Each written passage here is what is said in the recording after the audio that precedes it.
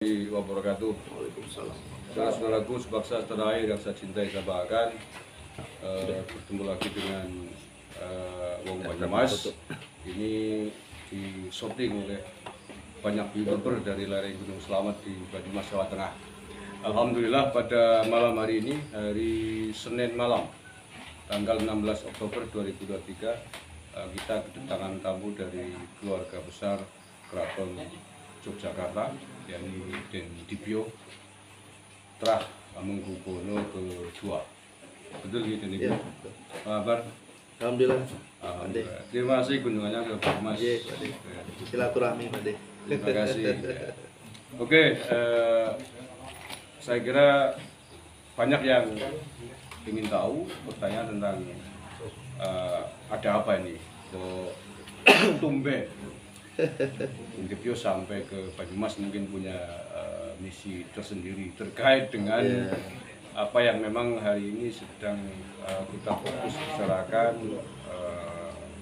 tentang diantaranya tentang dugaan pemalsuan makom dan lain sebagainya. Dan kebetulan memang di Banyumas ada makom dari keluarga besar dari Pangeran Diponegoro. Iya.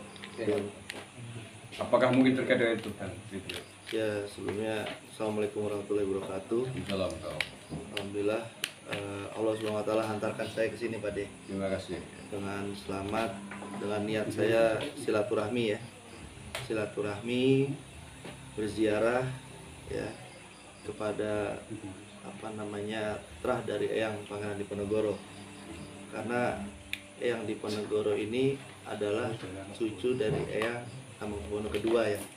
Jadi kalau pakai bin itu Eyang Diponegoro, bin Eyang Hamengkubuwono ketiga, bin Eyang Hamengkubuwono kedua, kan gitu ya.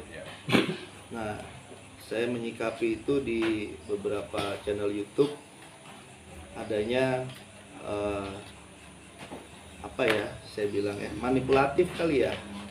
Mungkin saya sebut manipulatif tentang nama-nama anak dari Eyang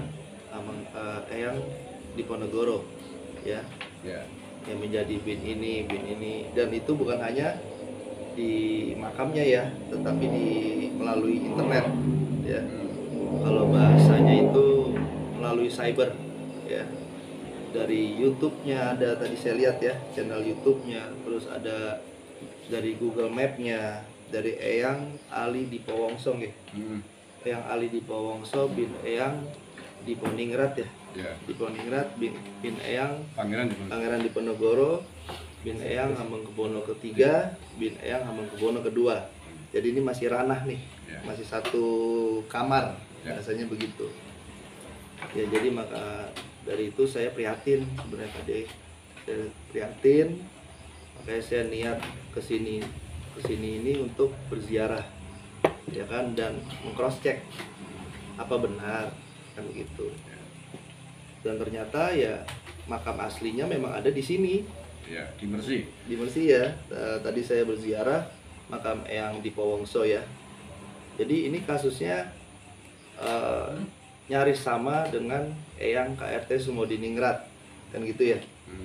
Makam aslinya di Jajaran Bantul, ada lagi makamnya di Lembaran Kidul Semarang Yang dibinyayakan. Dibinyayakan. Sama ini juga.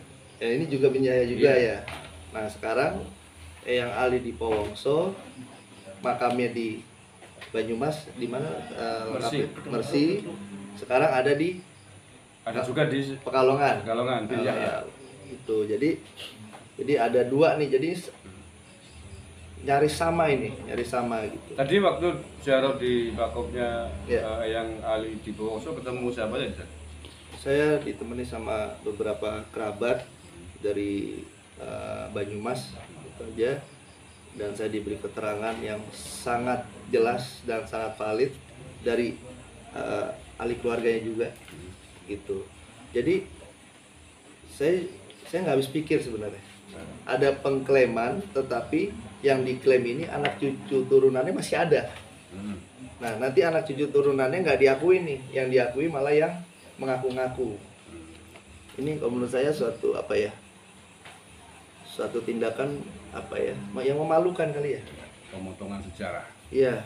pengaburan sejarah. Dari keterangan keluarga di makom Eyang Ali Dipowongso tadi, Ya, yakin benar bahwa itu yang Mbah Ali Dipowongso asli memang di situ? iya, memang asli di situ, Di Mersik. di masjid itu, dan memang dari dulu emang di situ. Nah, makanya saya juga niat ke Banyumas ini untuk silaturahmi ya, ke ahli-ahli keluarga dari siapa? Mbah Malik ya, Ya. dari Mbah Malik. Jadi Mbah Malik, Kedung Maruk itu bin Mbah Ilyas, Mbah Sokaraja, Ilyas, ya. bin Ali Dipowongso. Iya. Mbah Malik ini gurunya Lutfi. Oh, Riko-rikonya. Tapi kok di Bin Yaya kan? Kalau panjenengan itu tugasnya sebagai keluarga besar untuk meluruskan itu semuanya. Iya. Keluarga besar Mbah Ilyas di sini sudah mengkonfirmasi bahwa itu tidak benar. Alhamdulillah. Ya, kan itu tertulis di buku Aurad Sadzilahnya Lutfi. Iya. Mbah Malik bin Ilyas bin Yahya. Ini sudah dikonfrontir oleh keluarga besar Mbah Ilyas bahwa itu tidak benar. Iya. Nah, kemudian yang ingin saya tanyakan, ini ada Mbah Ali Dipowongso di Pekalongan, itu siapa yang bikin makam di sana? Iya.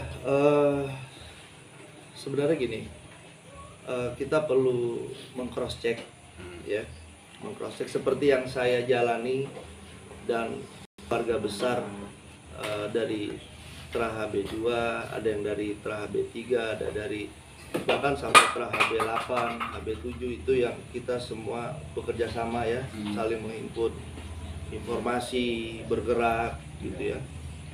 Seharusnya seperti itu. Jadi harus ada yang mengcross check ke Pekalongan.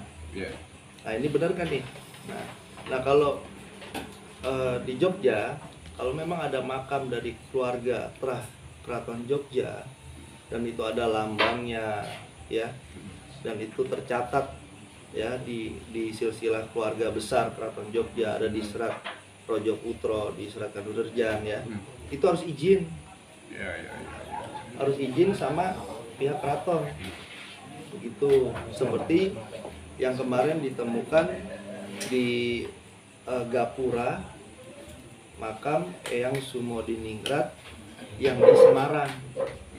Itu Iya. nah, ini perlu apa ya? Ini perlu perhatian khusus menurut saya gitu. Berarti ini tugas baru, tugas tambahan saya kira untuk Raden Dibyo menelusur ke Pekalongan terkait dengan makom yang diklaim sebagai Mbah Ali Dipowongso. Ya. Nanti saya tak nelusur di Banyumas karena kebetulan channel YouTube yang mengunggah, yang menyebut, yang menyatakan bahwa Ali Dipowongso itu di Pekalongan. Ya. Jadi saya tracking di YouTube itu namanya Ahmad Saifuddin. Ternyata saya kenal ini pemilik channel Ahmad Saifuddin. Dari Banyumas sendiri. Dari Banyumas. Dia seorang PNS di Pemkab Banyumas. Saya nggak tahu di dinas mana, tapi dia PNS di Pemkab Banyumas, Ahmad Saifuddin. Dia S2 kalau nggak salah. Makanya nanti ingin saya cross check ini orang dari mana dia mendapatkan literatur menyebut bahwa ada makam Ali Dipowongso di Pekalongan. Iya. Sumbernya dari mana? Iya. Dia berani mengatakan begitu. Nah, panjenengan nanti cross check ke makam yang tadi disebut Ahmad Iya. Saifuddin itu, tanyakan di sana siapa yang mengatakan bahwa ini makamnya Mbah Ali Iya, iya. Dipowongso. Karena sementara semua orang tahu, keluarga juga tahu bahwa makamnya Mbah Ali Dipowongso ada di Mersik. Ya. Tidak jauh dari makamnya Mbah Malik, hanya berjarak sekitar berapa? 30 meteran ya? 30 meteran. 30 meter dari makamnya Mbah Malik. 30 meteran, nama udah berubah ya. Kalau di sini sih belum Di berubah sini ya. belum ya. Masih Mbah Ali Dipowongso. Iya. Tapi kalau di Sokaraja itu yang berubah dalam kurung bin Ali Bahabun itu. Iya, yang kemarin saya lihat channel Pak D ya. Iya, jadi nampaknya klan Diponegoro ini diperebutkan oleh dua marga Habib. Iya. Yang satu marga bin Yahya, yang satu marga Bahabun. Iya. Dua sumber yang berbeda ya. Ya. Jadi begini ya. Di era Eyang Hamengkubuwono II itu ada dua kejadian besar, Pak D. Dua kejadian besar yang mempengaruhi dunia. Mempengaruhi dunia loh, skalanya internasional bukan nasional, yaitu apa? Perang Geger Spehi dan perang Diponegoro. Iya. Nah, Eyang Diponegoro itu di ranah Eyang HB2. Nah, maka dari itu Eyang HB2 ini eh, naik tahta ini sampai 3 kali. Nah ini ada peran dari Eyang Diponegoro nih di sela-sela ini gitu. Nah mungkin ya Pak De ya, mungkin mengambil atau mencatut silsilah dari 2 kejadian ini ya, di Geger Spey ini ada yang Sumodiningrat, panglima perangnya. Nah di perang Diponegoro ini ada Pangeran Diponegoro, ada anaknya kan gitu, ada ininya. Nah mungkin ini supaya terkesan yang mencatut ini berpengaruh bagi Nusantara, ya. Nah berpengaruh besar, berperan banyak untuk Nusantara, kan gitu. Untuk keluarga mereka. Iya. Jadi ada kemungkinan ada mengambil untung sepihak ya, klaim sepihak. Nah menurut saya ini hal yang sangat memalukan. Kenapa? Banggalah terhadap leluhur kalian sendiri. Banggalah gitu loh. Seburuk apapun leluhur kalian, itulah leluhur kalian. Nggak usah mengaku-ngaku dari leluhur yang lain, kan gitu. Itu satu. Kedua, nah, apabila dari Trah Eyang Dipowongso ya, atau Eyang Diponegoro, apabila belum ada yang mempunyai kekancingan dari Keraton Jogja, silakan mengurus kekancingan itu, silsilah ya, silsilah resmi yang dikeluarkan dari Keraton Jogja ya. Nah ini penting gitu, karena ini buat data dan alhamdulillah kalau ada yang punya itu alhamdulillah gitu loh, berarti ada data yang valid. Karena kenapa? Di Keraton Jogja itu tercatat semuanya, itu tercatat. Jadi apabila ada yang salah sedikit, ada yang berubah sedikit, itu ketahuan Pak De, itu ketahuan gitu loh. Makanya tidak bisa dengan hanya dalih, pengakuan, atau bercerita, atau lagi viral ronsen makam ya. Ronsen makam itu lagi terawangan, istilah baru itu bagus. Nah itu nggak bisa seperti itu menurut saya itu pembodohan. Kenapa? Sejarah itu bisa kita lihat dari prasasti ya. Peninggalan sejarah, bangunan, candi, manuskrip, senjata, habis itu belum alat musik yang bentuk logam, kan begitu, belum baju, belum macam-macam. Bahkan Rasulullah SAW meninggalkan sorbannya kan, ada sorbannya. Nah itu bentuk-bentuk kesimpulan dari sejarah. Nah kalau cuma pengakuan sepihak lalu kita percaya, ya maaf, itu namanya pembodohan. Dan bagi yang percaya, perampasan sejarah, pemotongan. Iya, bagi yang percaya, ya saya harap dan saya berdoa semoga Allah Subhanahu wa Ta'ala membukakan hati kita semua. Kalau ini ada sesuatu yang nggak beres Pak De, gitu. Iya. Jadi kesimpulannya ternyata tidak hanya KRT Sumodiningrat yang dibinyayakan, tidak hanya dibinyayakan, tetapi diduplikasikan makomnya, digandakan, yaitu yang di Semarang kan? Nah, di KRT Sumodiningrat yang asli di Jejeran, Bantul, kemudian diduplikasi di Semarang. Tidak hanya diduplikasi, tapi kemudian dibinyayakan. Betul. Nah, tidak hanya itu, tetapi keturunannya ke bawah juga mengalami hal yang sama, yakni tadi Mbah Ali Dipowongso. Jadi begini Pak De, aku mau jelasin sedikit tentang ilmu silsilah ya, yang saya pahami ya dari kekancingan. Jadi begini, apabila Eyang Ali Dipowongso itu bin Yahya, otomatis atasnya ini bin Yahya Eyang Diponingrat. Atasnya lagi Eyang Diponegoro bin Yahya. Eyang Hamengkubuwono ketiga bin Yahya. Eyang Hamengkubuwono kedua bin Yahya. Eyang Hamengkubuwono ke-1 bin Yahya. Jadi sederet ini semua bin Yahya. Nah ke bawahnya Rapiye. Nah jadi ini sesuatu yang tidak kita pernah sadari. Jadi diambilnya di tengah, ke atasnya juga kena, ke bawah juga kena, kan begitu Pak De. Dan dari logika sejarah kan nggak masuk. Bin Yahya kan marga klan Balawi. Kita tahu klan Balawi itu masuk ke Nusantara tahun berapa? Abad keberapa? Betul. Abad 19. Betul. Ada yang sangat populer, Usman bin Yahya, yang di Batavia. Itu Geger Cilegon itu 1888. Iya. Itu eranya Utsman bin Yahya tahun itu. Karena 2 tahun setelah itu membuat fatwa bahwa jihad ulama Nusantara sesat, batil. Kemudian ajaran Thorikonya berdasarkan. Dan beliau baru datang ya. Iya, itu era awal. Era awal. Era awal klan Balawi masuk ke Indonesia. Iya. Itu belum masifnya setelah tahun 1900. Iya. Oke, yang kedua Pangeran Diponegoro hidup tahun berapa? Iya. Perang Diponegoro itu 1825 sampai 1830. Iya. Itu udah selisih berapa? 50 tahun sendiri kan dengan dengan Utsman bin Yahya. Yang semua diningrat tahun berapa ya kan? Apalagi dicari ke arah sana kan nggak masuk. Iya. Pokoknya ada bin Yahya juga. Iya. Jauh sekali. Apalagi sampai ke HB3, HB2, B1. Iya. Jangan-jangan Majapahit nanti bin Yahya. Iya, makanya pentingnya apa ya? Sejarah ini bukan hal yang sepele ya.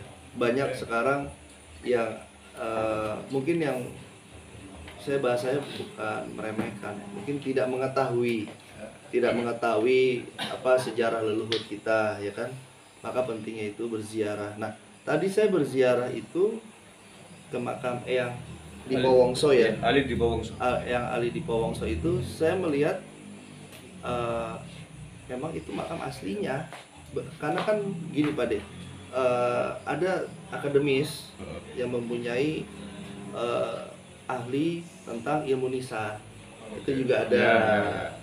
Ilmu sejarah juga ada gitu. Nah, kita dengan akademis ini, kalau sampai mereka ditentang hanya dengan hujatan, hanya dengan fitnah, hanya dengan cacian makian, ya Allah, ini negara kita ini negara besar loh, ya kan? Cobalah kita berpikir dengan logika untuk kemajuan bangsa. Kalau kita menyikapi suatu kebenaran, suatu fakta ya dengan pembodohan seperti itu, ya dengan maaf saya bilang, dengan hati yang kotor, mulut yang kotor, itu tidak pantas dicontoh. Apalagi mengaku-ngaku ulama, mencaci maki sesama, ya kan? Nggak ada nur sama sekali di hatinya. Apalagi menyuruh sesama kita untuk memusuhi kita, untuk mencaci kita. Nah, ulama mana yang mengadu domba? Nggak ada ulama seperti itu, ya kan? Apalagi sudah memasukkan keluarga besar. Nah, ini keluarga besar, ini eyang-eyang kita.